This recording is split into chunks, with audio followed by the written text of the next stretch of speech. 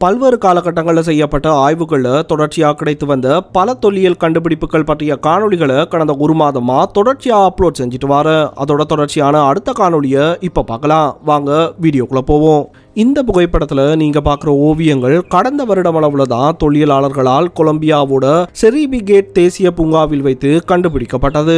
Cysteine Chappell of the ஏன்ஷியன்ட்ஸ் என்று சொல்லப்படும் இந்த ஓவியங்கள் அமேசான் காடுகளுக்குள்ள 12,500 வருடங்களுக்கு முன்னாடி முதலாக குடியேறிய மனிதர்களால் வரையப்பட்டிருக்க வேண்டும் என்று சொல்லப்படுகின்றது. மலையில் 8 மைல் நீளத்துக்கு தொடர்ச்சியாக வரையப்பட்டுள்ள இந்த ஓவியங்கள் இப்போ அழிந்து போய்விட்டதா சொல்லப்படும் மஸ்டடோன், ஜாயன்ட் ஸ்லோத், ஐசேஜ் குதிரைகள் மற்றும் இன்னும் அடையாளம் காணப்படாத பல விலங்குகளின் ஓவியங்களும் இந்த ஓவியங்களை வரைந்த மனிதர்களோட கை அடையாளங்களும் மனித உருவங்கள் மற்றும் உயரமான கட்டுமானங்களில் இருந்து மனிதர்கள் பஞ்சி ஜம்பிங் செய்வது போன்றும் வரைந்து வைக்கப்பட்டுள்ளதாம். அண்மையில் இங்கிருந்து சில ஓவியங்கள் வரையப்பட்ட பாறைகளோட கனிமங்களை கார்பன் டேட்டிங் செய்தப்போ அது 20,000 வருடங்கள் பழமையானதாக இருந்தது. இதுல இருந்து இந்த ஓவியங்கள் வெவ்வேறு காலகட்டங்களில் வரையப்பட்டிருப்பதும் தெரிய வந்தது. இதுவரைக்கும் கண்டுபிடிக்கப்பட்டதுல பெரிய பரப்பளவில் வரையப்பட்ட பண்டைய ஓவியங்களாக இது சொல்லப்படுகின்றதா. இது பற்றி பெரும்பாலான தகவல்கள் இதோட முழுமையான ஆய்வின் பின்னரே வெளிவிடப்படும் என்று ஆய்வாளர்களால் சொல்லப்பட்டது. அதோட இந்த இடம் இப்போ யுனெஸ்கோவோட பாரம்பரிய தளமாகவும் அறிவிக்கப்பட்டுள்ளது.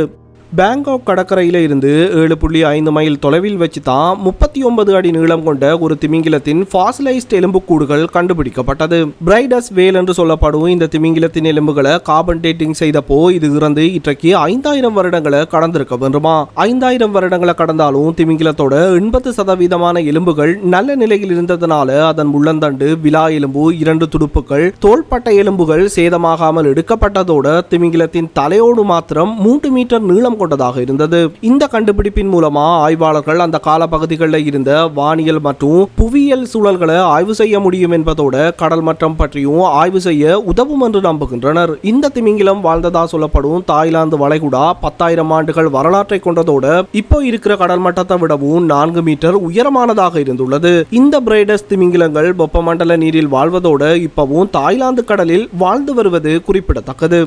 ஆஸ்திரேலியாவில் இப்போ பார்க்கக்கூடியதா இருக்கும் பொம்பெட் என்ற விலங்குகள் 1 மீட்டர் நீளம் கொண்டதோட 20 தொடக்கம் 35 கிலோ இடைவரை வளரக்கூடியது. ஆனால் யாருமே நம்ப முடியாத வகையில் பல மில்லியன் ஆண்டுகளுக்கு முன்பு ராட்சத பொம்பெட் விலங்குகள் இந்த பூமியில் வாழ்ந்திருப்பதை அண்மையில் ஆஸ்திரேலிய ஆய்வாளர்கள் கண்டுபிடிக்கின்றனர். முக்குபிர்னா நம்பென்சிஸ் என்று சொல்லப்படுகின்ற இந்த ராட்சத பொம்பெட்டுகள் 14 அடி நீளத்தையும் தோராயமா 140 கிலோ இடைவரையும் வளரக்கூடியது. அத்தோட சாதாரண பொம்பெட்டுக்களை விடவும் 5 மடங்கு பெரியதாக இருந்துள்ளதா. குறிப்பா இது பார்க்கிறதுக்கு ஒரு கரடி போன்ற தோற்றத்தில் இருந்துள்ளது. அப்படி கிடைத்த இந்த ஜாயன்ட் பொம்பட்டோட உடல் படிமங்களை கார்பன் டேட்டிங் செய்தப்போ அது 25 மில்லியன் வருடங்கள் பழமையாக இருப்பது தெரிய வந்தது.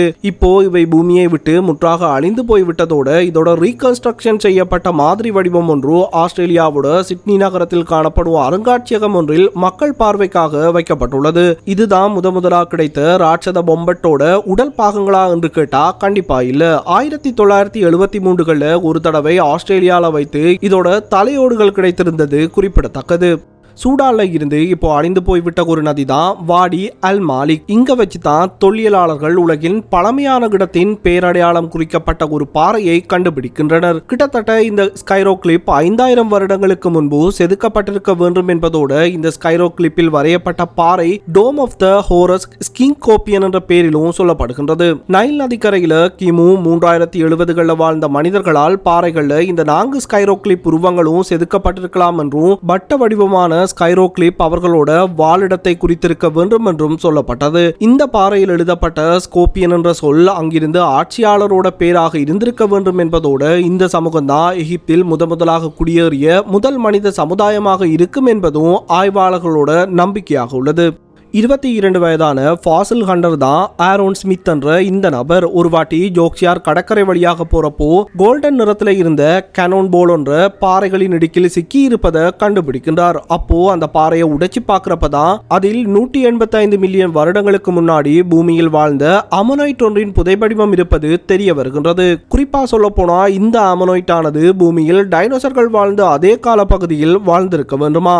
இந்த லைம்ஸ்டோன் பாறையானது அயன் பைரைட் என்று சொல்ல சொல்லப்படும் ஒரு வகை கனிமத்தினால் மூடப்பட்டிருப்பதன் காரணமாகத்தான் பார்க்கறதுக்கு கோல்டன் நிறத்தில் காணப்படுகின்றது. இது மட்டுமில்லாம இன்னும் பல மில்லியன் வருடங்களுக்கு முன்னாடி வாழ்ந்த ஆமனோய்ட்களின் புதைபடிமங்களை ஆரோன் ஸ்மித் கண்டுபிடித்ததோடு அவற்றை அவரோட இணையதளத்துல தொடர்ச்சியா அப்லோட் செய்கின்றார். விருப்பம் இருக்கிறவங்க ஆரோன் ஸ்மித்தோட இணையதளத்தை சர்ச் பண்ணி பார்த்துக்கொள்ளுங்க.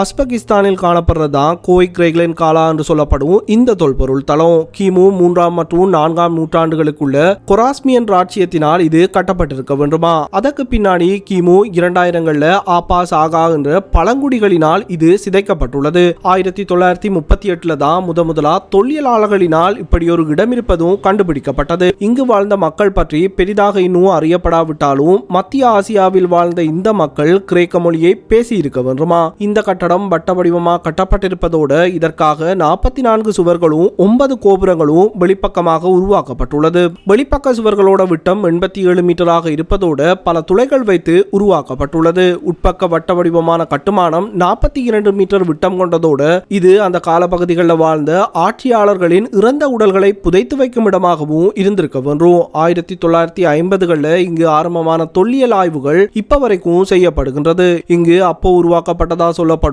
களிமண் மட்பாண்டங்கள், மனித தலை உருவங்கள், புராதன விலங்குகளின் உருவங்கள் போன்ற பொருட்கள் கிடைத்திருந்தது. இப்போ வானியல் காரணிகளால கோய் கிரேக்லின் காலாவோட சுவர்கள் பல சேதமாக்கப்பட்டு விட்டதோடு இந்த இடத்தை சுற்றி வாழும் மக்களும் அவர்களோட வாழிடங்களை அமைக்க இந்த இடத்துல இருந்த கட்டுமான பொருட்களை பயன்படுத்தி வந்ததனால பெரும்பாலான இந்த இடம் இப்போ அழியும் நிலைக்கு தள்ளப்பட்டுள்ளது. வீடியோ பிடிச்சிருந்தா வீடியோக்கு ஒரு லைக் பண்ணிட்டு சேனலையும் சப்ஸ்கிரைப் பண்ணிக்கொள்ளுங்க. மறுபடியும் இன்னும் ஒரு வீடியோவில் சந்திக்கலாம்.